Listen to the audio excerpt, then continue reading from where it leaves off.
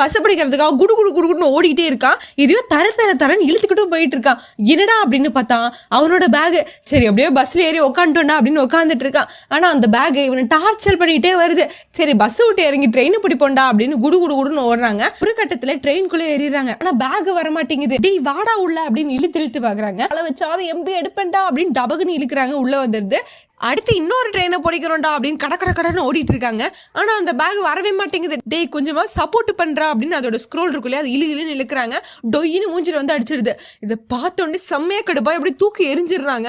அடுத்த நிமிஷமே இந்த பக்கம் திரும்பி பார்த்தா ஒரு புது பேக் கண்ணில் படுது. எப்படியாவது இதை வாங்கி நம்ம கொண்டு போகணும்டா அப்படின்னு அந்த பழசு தூக்கி எரிஞ்சிட்டு இவர் புது பேக் போய் வாங்கலான்ட்டு போறாங்க.